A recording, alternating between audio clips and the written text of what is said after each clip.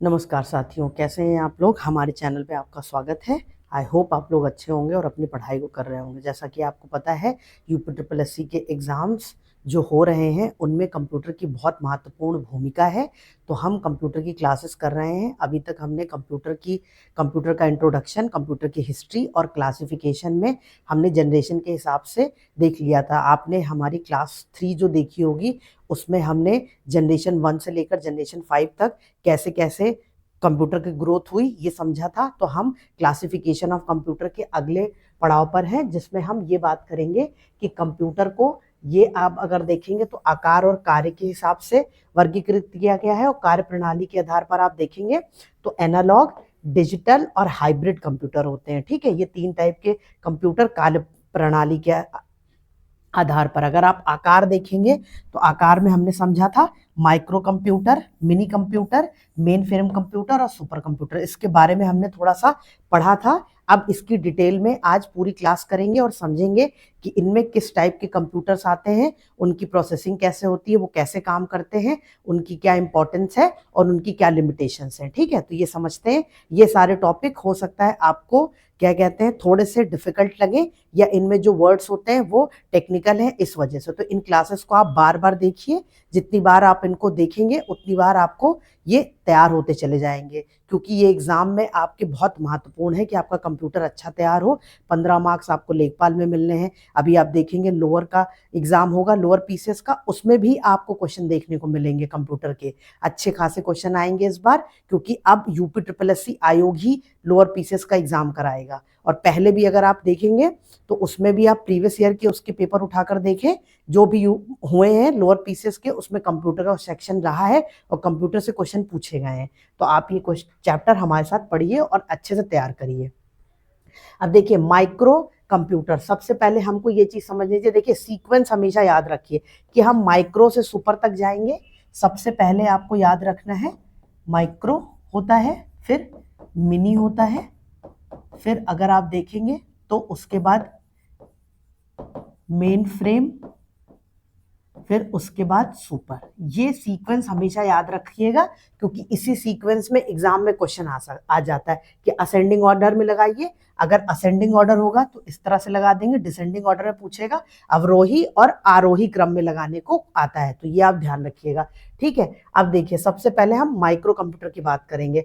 तो जो micro computer है उसको हम व्यक्तिगत क्रांति बोलते हैं, या फिर माइक्रो कंप्यूटर जो है वो पर्सनल कंप्यूटर का ही प्रकार है। तो आपको याद रखना है कि माइक्रो कंप्यूटर को और किस नाम से जानते हैं। तो हम जो व्यक्तिगत कंप्यूटर होते हैं, पर्सनल कंप्यूटर, उसको ही माइक्रो कंप्यूटर कहते हैं। देखिए इस सीपीयू का आगमन 1970 में हुआ और इसके जो जनक थे वो बोले जाते हैं आईबीएम ने पहला माइक्रो कंप्यूटर विकसित किया था।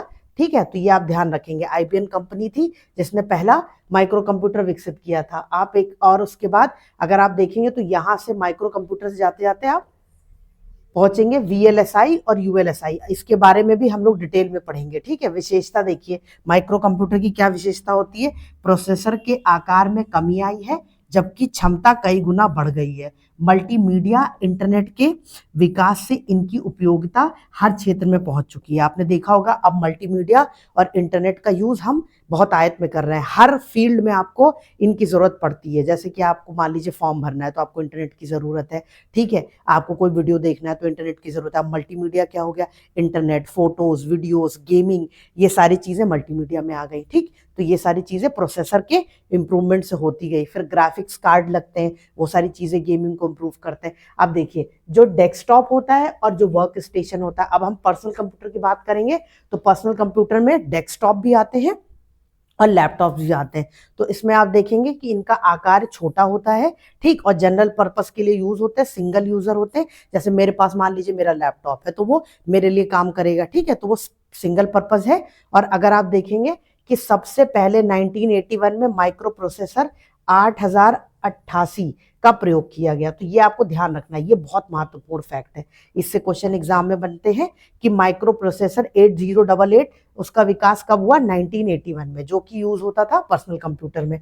तो फिर आप आ जाएंगे वर्क स्टेशन। अब देखिए वर्क स्टेशन का मतलब क्या हो गया, एक सेटअप बना दिया जिसमें मान लीजिए दो, हमने यहाँ पर देखिए दो मॉनिटर ले लिए, उसके साथ ये पूरा कनेक्टर है, यहाँ पे कीबोर्ड है, इनपुट है, ये हमारा सीपीयू है। ये कैसे काम करेगा, देखिए ये एक शक्तिशाली पीसी है। क्यों, क्योंकि हम इस पे मल्टीपल काम कर सकते हैं। वैज्ञानिक, इंजीनियर, भवन निर्माण, जो आर्किटेक्ट होते हैं वो इस तरह के वर्क स्टेशन को क्रिएट करते हैं, क्योंकि उनको एक साथ कई इमेज देखनी होती है, ठीक है।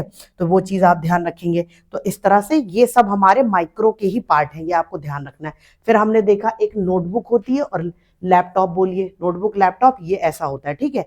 अब अगर आपसे पूछे कि लैपटॉप का विकास किसने किया, तो एडम आसबर्न, 1981 में लैपटॉप का आविष्कार इनके द्वारा किया गया था। तो एडम आसबर्न का नाम आपको बहुत ध्यान रखना है, ठीक है। अब इसमें देखिए एलसीडी मॉनिटर होते हैं, कीबोर्ड होता है, टच पैड होता है, लिथियम आयन बैटरी यूज होती है, बैटरी होती है। जैसे आपने देखा होगा लाइट चली गई तो लैपटॉप जो है वो 3-4 घंटे का बैकअप रखता है, तो आप काम कर सकते हैं, ठीक है। तो वो लिथियम आयन बैटरी होती है। आप ये ध्यान रखिएगा, ये क्वेश्चन एग्जाम में आता है कि फोन में और जो बैटरी होती है वो किससे बनती है, तो लिथियम आयन जो है उसकी बैटरी यूज होती है, ठीक है।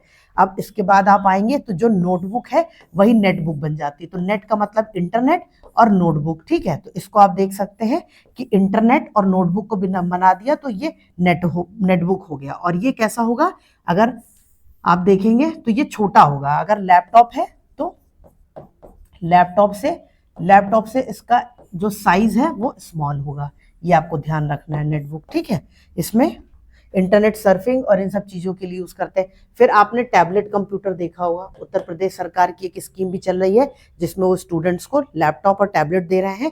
तो टैबलेट हमने देखा है वो मोबाइल से थोड़ा बड़ा साइज का होता है पर लैपटॉप से छोटा होता है, उसको कैरी करना आसान होता है, ठीक है। और उस पर हम एक पेन ले लेते हैं जो डिजिटल फॉर्म में उस पर काम करती है, तो उस पर हम लिख भी सकते हैं, उसको यूज कर सकते हैं। तो ये हमारा हो गया। कीबोर्ड और माउस का प्रयोग नहीं किया जाता है, इनपुट हम स्टाइलर से देते हैं। ये हमारा स्टाइलर है, इसी से हम इनपुट दे देते हैं और स्क्रीन पर ही हमें आउटपुट मिल जाता है, ठीक। अब ये पाम टॉप बोलिए या इसको पीडीए बोलिए, तो ये जो पीडीए होता है इसको हम बोलते हैं पर्सनल डिजिटल असिस्टेंट। देखिए ये फुल फॉर्म भी याद रखिएगा कि पीडीए का फुल फॉर्म क्या होता है। पीडीए का फुल फॉर्म होता है पर्सनल डिजिटल असिस्टेंट। ये क्वेश्चन एग्जाम में पूछता है। और कंप्यूटर के ऐसे बहुत सारे शॉर्टकट्स हैं जिनकी डिटेल या शॉर्ट फॉर्म से जिनका फुल फॉर्म पूछता है एग्जाम में, ठीक है। तो आपको ये तैयार करना। जैसे सीपीयू है, ठीक है, इसका फुल फॉर्म क्या होगा, तो ये चीजें आ गई। तो आप ये याद करेंगे पर्सनल डिजिटल असिस्टेंट। तो ये नेटवर्क से जोड़कर अनेक कार्य किए जाते हैं, इन्हें मिनी लैपटॉप भी कहा जाता है। तो आप ये ध्यान रखेंगे, चाहे पाम टॉप बोलिए या फिर इनको बोलिए मिनी लैपटॉप, ठीक है। तो ये आपको ध्यान रखना है। फिर हम आते हैं आगे। अब देखिए स्मार्टफोन क्या है, आधुनिक हैंड हेल्ड कंप्यूटर। ये हैंड हेल्ड कंप्यूटर है। अब इसमें फायदा क्या होता है, लोग ज्यादातर मोबाइल कैसे क्यों यूज करते हैं, देखिए लैपटॉप बड़ा है साइज में, उसको कैरी करना थोड़ा सा डिफिकल्ट है, थोड़ा हैवी है। फिर उसकी एक बैटरी होती है, उसको चार्ज करना पड़ता है। जैसे आपने फोन चार्ज कर लिया, आप उसको पूरा दिन चला सकते हैं, पर लैपटॉप की एक लिमिट होती है, 3 घंटे 4 घंटे 5 घंटे, उसके उतना लंबा बैटरी बैकअप भी नहीं मिलता। फिर छोटा है। अब जैसे आपको, अब मान लीजिए टैबलेट ही आपने ले रखा, तो अब टैबलेट आप दोनों हाथ से पकड़ेंगे, फिर उसको दोनों हाथ से यूज करना पड़ेगा। फोन आपने एक हाथ में पकड़ा हुआ है, टाइपिंग भी कर रहे हैं, फोन भी पकड़ा हुआ है, तो इसलिए ये जिसमें कंप्यूटर की लगभग सभी विशेषताएं पाई जाती हैं, ठीक है। अगर आप मोबाइल फोन को परिभाषित करेंगे तो कंप्यूटर जैसा ही है। हम डॉक्यूमेंट भी इसमें एडिट कर सकते हैं, ईमेल भेज सकते हैं, ब्राउजिंग कर सकते हैं, कैलेंडर होता है, कैमरा होता है, सेटिंग, ठीक है। डेटा इनपुट के लिए टच स्क्रीन तकनीकी। अब ये कैसी डिवाइस हो गई, ये इनपुट आउटपुट डिवाइस हो गई कि इनपुट भी स्क्रीन से ही दिया जा रहा है और आउटपुट जो है वो स्क्रीन पर ही आ रहा है, ठीक है। तो आप ध्यान रखेंगे। फिर दोनों हाथ से चलाना पड़ता है, स्मार्टफोन एक हाथ से काम कर जाता है, तो इससे ये बेटर हो गया। इसलिए हम देखते हैं कि टैबलेट से ज्यादा लोग स्मार्टफोन यूज करते हैं। अब हम आगे बढ़ते हैं। देखिए अब आ गए हम अपने मिनी कंप्यूटर पे। तो मिनी कंप्यूटर क्या होगा, ये जो पर्सनल कंप्यूटर हमने पढ़ा माइक्रो कंप्यूटर, उससे साइज में थोड़ा बड़ा होगा, पर जो मेन फ्रेम कंप्यूटर होते हैं उससे साइज में छोटा होगा, ठीक। तो जब साइज बढ़ा होगा तो जो स्पीड है वो भी बढ़ जाएगी, जो स्टोरेज है वो भी बढ़ जाएगी। देखिए हम साइज को क्यों बढ़ाते जा रहे हैं, स्टोरेज की वजह से, स्पीड की वजह से, ज्यादा काम करने की वजह से हम बढ़ा रहे हैं। तो देखिए मेन फ्रेम से छोटा माइक्रो से बड़ा हो गया। 1965 में डेक द्वारा इसका आविष्कार किया गया, पहली मशीन थी PDP-8, ये आपको याद रखना है, ठीक है। जो मिनी कंप्यूटर है उसकी पहली मशीन कौन सी थी, PDP-8। फिर आप देखेंगे एक से अधिक माइक्रो प्रोसेसर हम इसमें यूज कर सकते हैं, मतलब एक से अधिक कंप्यूटर इस तरह के यूज हो जाएंगे, कई व्यक्ति एक साथ काम कर सकते हैं, यही इसकी उपयोगिता है। अब जैसे यात्री आरक्षण, बड़े ऑफिस और अनुसंधान, मान लीजिए कि आपको ट्रेन की टिकट बुक करनी है, तो आप जो ट्रेन की टिकट बुक करते हैं वहां पे वो सारी जो डिवाइसेस हैं वो आपस में कनेक्टेड होती है। अगर आपका डेटा खोलकर देखना चाहेंगे तो वो सब जगह पर मिल जाएगा। जैसे मान लीजिए आपने टिकट बुक करी, फिर आप गए तो आपने देखा टीटी के पास एक पेपर होता है जिसमें आपका नाम, आपकी डिटेल सब लिखी होती है, तो इसका मतलब वो डेटा ट्रांसफर होता है। तो इसलिए हम मिनी कंप्यूटर यूज करते हैं। जैसे कि मान लीजिए एक छोटा सा हॉस्पिटल है, उसमें क्या होगा कि आप डॉक्टर के पास गए, वो सारा आपका जो डिस्क्रिप्शन है वो नोट करके अपने कंप्यूटर पे डाल देगा। फिर आप मान लीजिए जहां पर ब्लड टेस्ट होना था वहां गए, तो वो डायरेक्ट डॉक्टर के कंप्यूटर से डेटा सीधे वहां पर आपका एक कोड होगा, पेशेंट नंबर दिस कोड, तो वो कोड जैसे ही डालेगा वैसे ही खुल के आ जाएगा कि ये टेस्ट करने हैं जो डॉक्टर ने प्रेस्क्राइब किए हैं। तो वो डेटा अपने आप ही उन पूरे सिस्टम में ट्रांसफर हो रहा है, ठीक। तो ये चीज हो जाती है। फिर हम देखेंगे मेन फ्रेम कंप्यूटर। अब ये क्या होगा, ये मिनी कंप्यूटर से और बड़ा साइज का हो जाएगा, ठीक है। पूरा एक कमरा लिया जाएगा जिसमें बड़े बड़े सेटअप्स किए जाएंगे मेन फ्रेम कंप्यूटर के, और वो 10-12 मंजिल की जितना भी बड़ा ऑफिस हो, 10th फ्लोर हो, उसमें कितने भी हो, सब आपस में कनेक्टेड रहेंगे। एक बार आप जहां इंफॉर्मेशन डालेंगे, वो अगर मान लीजिए वहां 500 या 1000 कंप्यूटर है, उन सारे कंप्यूटर में वो इंफॉर्मेशन आपको मिलेगी। अब मुख्य कंप्यूटर केंद्र स्थल पर होता है, उपयोगकर्ता डम टर्मिनल से जुड़े होते हैं। अब ये देखिए ये डम टर्मिनल है, ये मेन फ्रेम सेंटर है, ठीक है। इससे ये सारे डम टर्मिनल बनाए गए हैं, ये सारे कंप्यूटर इसी से जोड़ दिए गए हैं। तो आपको जो भी डेटा स्टोर करना है सारा स्टोरेज यहाँ पर होगा। इसमें क्या होगा कि बहुत ज्यादा डेटा हम स्टोर कर सकते हैं, क्योंकि देखिए जो पर्सनल कंप्यूटर है या मिनी कंप्यूटर है उनकी स्टोरेज जो कैपेसिटी है वो कम है, और उसको बढ़ाने के लिए हमने इस तरह से बना लिया है मेन फ्रेम कंप्यूटर, ठीक है। अब आप देखेंगे जैसे बैंकिंग सेक्टर में, रेलवे आरक्षण में, रक्षा में, अंतरिक्ष विज्ञान में, ठीक, लाइफ इंश्योरेंस सेक्टर में हम मेन फ्रेम कंप्यूटर का यूज करते हैं। अब इसके बाद हम अपने सुपर कंप्यूटर पे आगे। देखिए जैसे इसका नाम है सुपर, वैसे ही ये सबसे तेज है। अब तक हमने जितने भी पढ़े उसमें सबसे तेज स्पीड, सबसे ज्यादा डेटा स्टोरेज सुपर कंप्यूटर के पास ही है, ठीक। तो गति की सीमा से परे। अब आप देखेंगे तो समांतर प्रोसेसिंग, पैरेलल प्रोसेसिंग इस तरह से होती रहती है।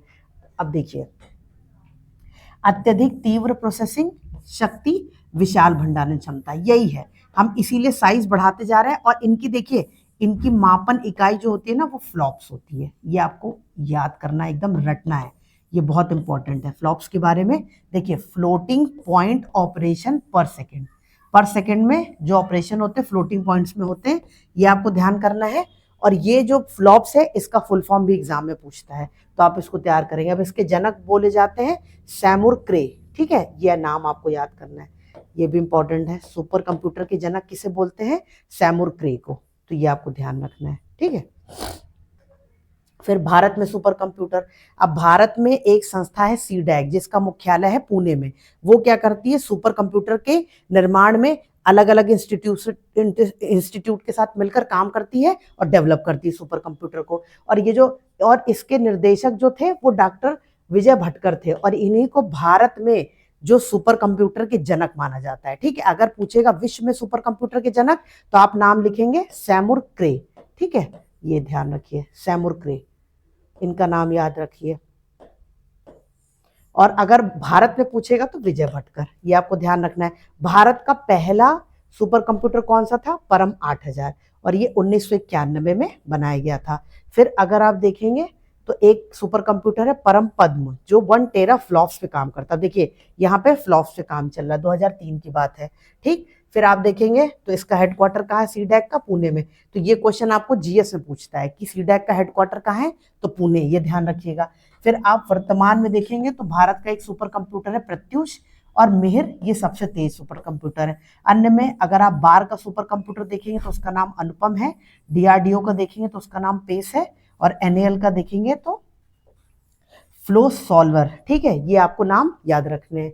फिर आगे देखिए वैश्विक महाशक्ति और उपयोग। अगर हम विश्व में सुपर कंप्यूटर की बात करें तो फ्रंटियर सुपर कंप्यूटर अमेरिका का है। डायरेक्ट ये क्वेश्चन आपके एग्जाम में आता है कि विश्व का सुपर कंप्यूटर कौन है, तो उसमें फ्रंटियर कहाँ का है, तो अमेरिका का। फुगाकू कहाँ का है, जापान का है। लुमी कहाँ का है, फिनलैंड का है। लियोनार्डो ये है इटली का, ठीक। और समिट की अगर आप बात करेंगे तो ये अमेरिका का है, ठीक है। तो ये आपको ध्यान रखना है।